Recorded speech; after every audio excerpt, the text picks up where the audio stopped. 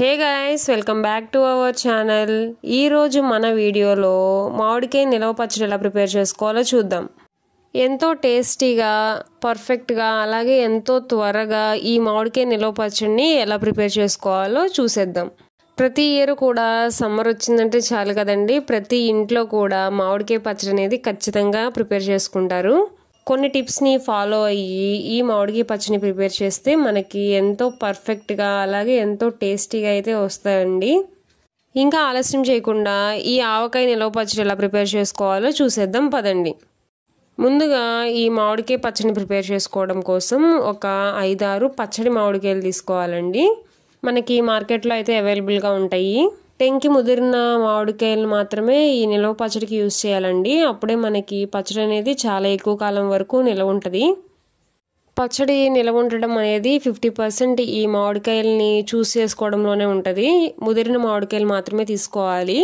మామిడికాయలు అన్నిటిని కూడా ఈ విధంగా నీట్గా క్లీన్ చేసుకోవాలి. మామిడికాయలకి జిగురు, మట్టి అలాంటివన్నీ కూడా అంటి ఉంటాయండి. సో వీటిలన్నిటిని కూడా శుభ్రంగా క్లీన్ చేసుకుని ఈ విధంగా తొడాలు కట్ చేసుకోవాలి.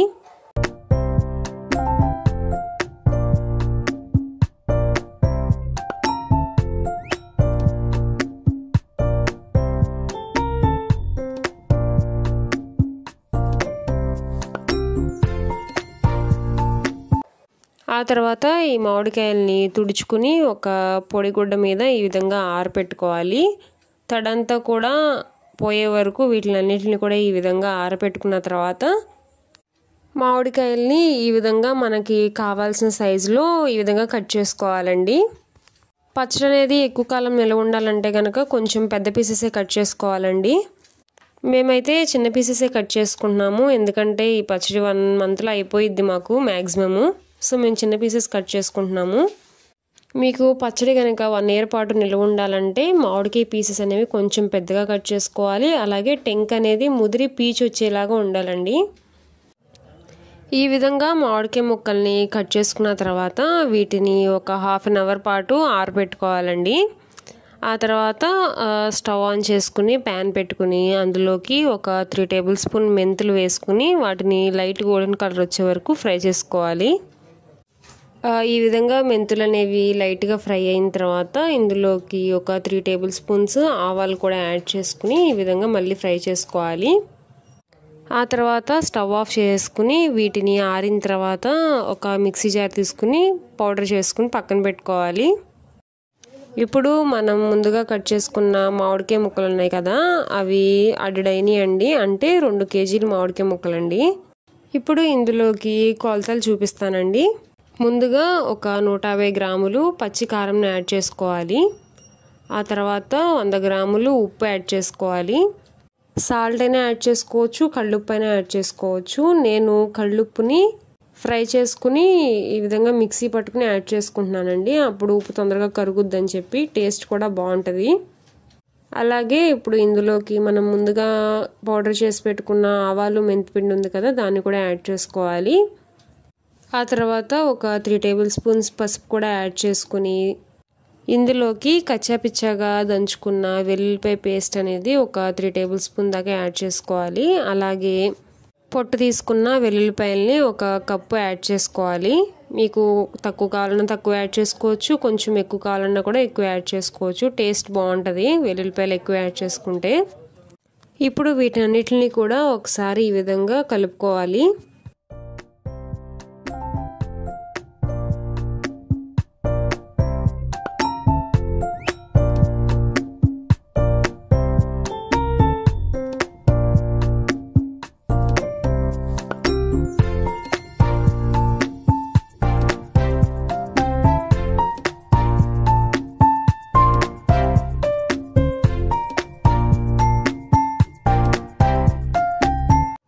ఇప్పుడు ఇందులోకి ఒక 1/2 లీటర్ వేరుశనగ నూనెని కొద్ది కొద్దిగా యాడ్ చేసుకుంటూ ఈ విధంగా మొత్తాన్ని కూడా మిక్స్ చేసుకోవాలండి. పచ్చళ్ళలోకి ఎప్పుడైనా సరే మనం ఆయిల్ అనేది కొద్దిగా ఎక్కువే యాడ్ చేసుకోవాలి. అప్పుడే మనకి బూజు అనేది పట్టకుండా ఉంటుంది, అలాగే ఎక్కువ కాలం మనకి నిలవ ఉంటుంది. ఈ విధంగా ఆయిల్ యాడ్ చేసుకుంటూ పచ్చడి మొత్తం కూడా బాగా కలిసే వరకు మిక్స్ చేసుకోవాలి ఈ విధంగా గరిటెతో.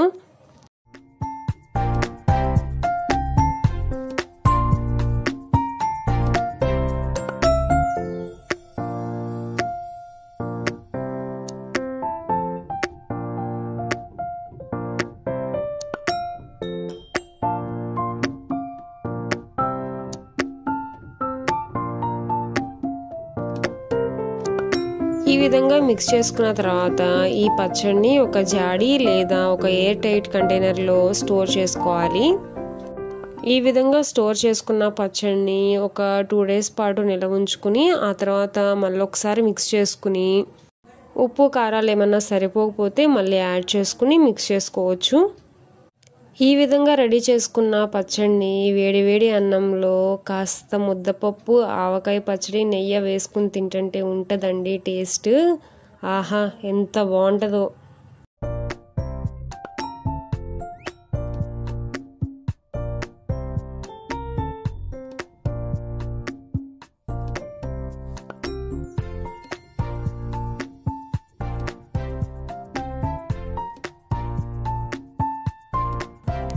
మీరు కూడా ఖచ్చితంగా ఈ ఆవకాయ పచ్చడిని ట్రై చేసి ఎలా వచ్చిందో కామెంట్ సెక్షన్లో కామెంట్ చేయండి. ఈ వీడియో కనుక మీకు నచ్చినట్టయితే లైక్ చేయండి, మీ ఫ్రెండ్స్ అండ్ రిలేటివ్స్తో షేర్ చేసుకోండి. మన ఛానల్ని ఇంకా సబ్స్క్రైబ్ చేసుకోకపోతే సబ్స్క్రైబ్ చేసుకోండి. Thank you for watching.